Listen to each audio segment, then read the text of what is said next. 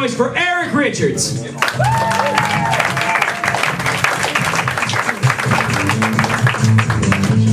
Yo, what's going on, Oswego?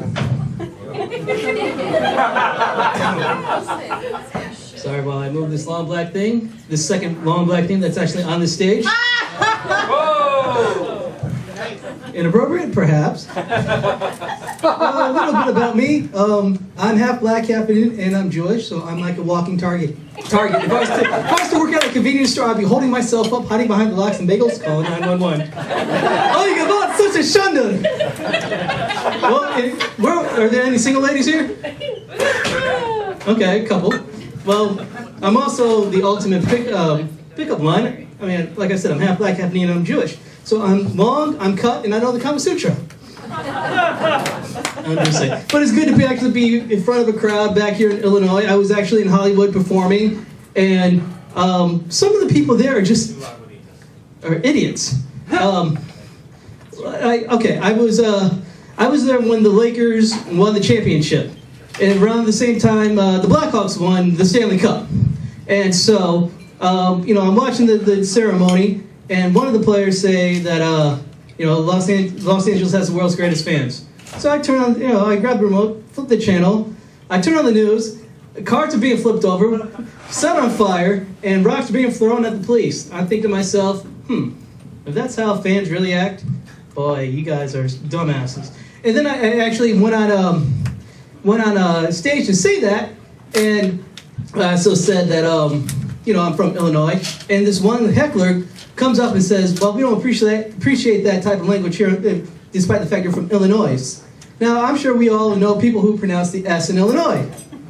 And we just calmly say, no, it's Illinois, and we just go along our business. But after a while, this heckler just keeps on bothering me. He keeps on saying, Illinois, Illinois, Illinois, to the point where I just had to stop my act and say, the S is silent, just like the being dumbass. So, if you ever have to deal with that, please go ahead and say something like that.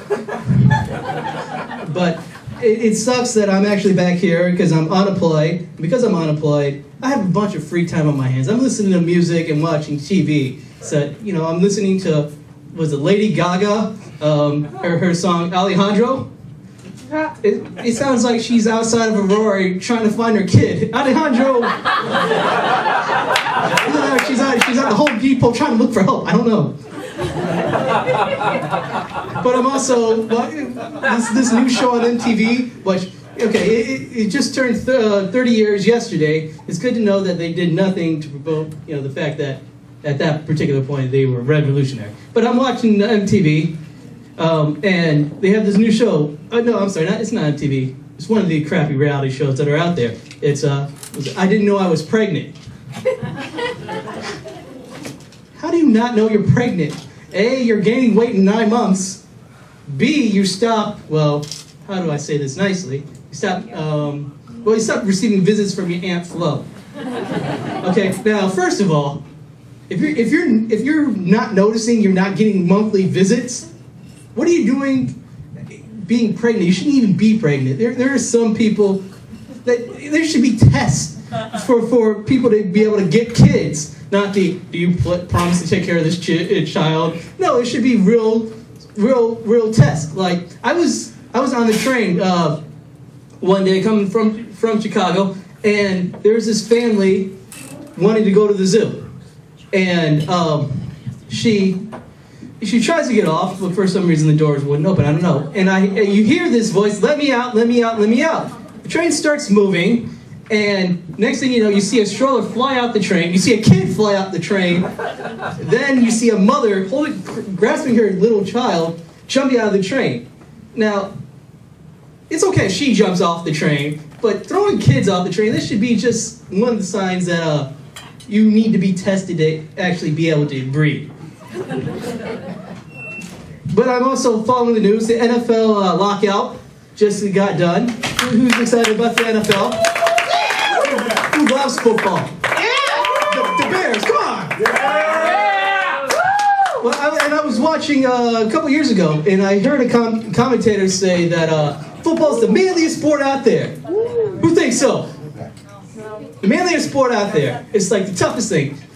As soon as I heard that, I thought about that for a second. And thought, no, it's not really.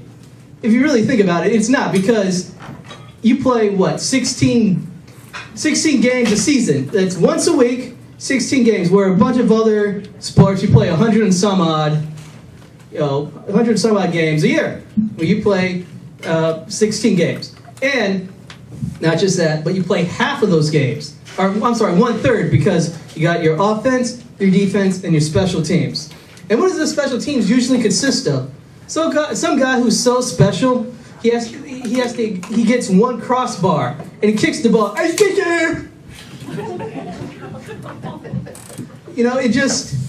It doesn't seem really tough. If you're doing 1/3 of the work, and you're getting paid millions and millions of dollars, right? You get paid millions of dollars, and at the end of you doing your play or whatever, if they do it well, they feel the urge to celebrate. Okay, they like, after you tackle someone, you have the guy just dancing and whatever, celebrating. Now that's like, I don't know, me working at McDonald's, me giving a guy his hamburger, saying, here you go, yes, I did it, yes! You don't see that happening. No, and then what's worse is these guys get paid millions of dollars, and yet they are huge. They are huge. And just what I need is to see a guy who does a job as he's fat. A fat guy celebrating because he's doing his job. Okay? Now everybody got upset when Janet Jackson showed her boobs, but like 5 minutes later, you see some fat guy with his shirt off, bigger boobs than Janet Jackson and Pamela Anderson combined. So, I don't know where the outrage came from, but, it's a bunch of crap. All right, that's my time. I'm Eric J. Richards. Thank you, everyone. Go up and drink.